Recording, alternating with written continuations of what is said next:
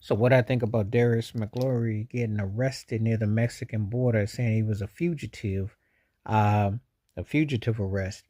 I missed a child support payment, and there's some money going on, and they got him as a fugitive, and he's being held without bond, San Diego near the Mexican border. What do I think? It's been tough for Eddie Winslow to say the least. A lot of stuff been going on. You think it's a lot of freaky deaky, a lot of stuff. He often gets mistaken for Malcolm Jamal Warner, imagery wise, but not personal wise. He was wilding. Darius then had quite the life.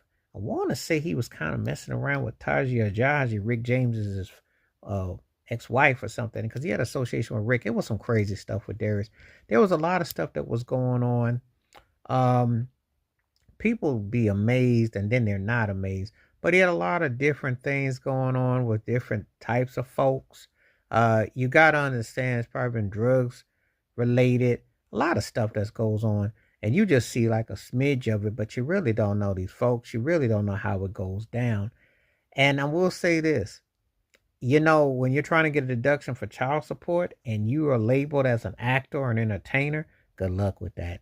Because they're always going to go by the highest gross. Then they're thinking you're trying to hide something. Now, the story was he was on his way to Mexico to try to help the homeless or something. I think he was trying to build some homes or something. So I think that was the story. But anyway, the latest thing that I heard about it is that they got him at the border and they were as they were asking him and they were going through different things. So, I know it's been a pretty tough life for him in the recent memory with everything that's going on. I did heard all kinds of sort of stories about him. And, when you get into, I don't know if it's addictions or different things that's going on with Darius, but just heard a lot of different things that was happening with him and his career hasn't quite been the same. I know it was I want to say Karen Stevens, her on Hollywood and the books and stuff, and he was staying with her, and he went through a lot of different things. You just never know. I mean, I seen Jaleel White. He's got his book out. He was talking about his life on Family Matters, and they what they were going through, but no one sees all the stuff that's going on. But yeah, apparently the kid is the young person that is the child is 18 years old now, but that doesn't matter because when there's child support, it depends on when stuff was going on. Apparently I think he had caught COVID or something. He was going through stuff, and so it just didn't come to the full ring.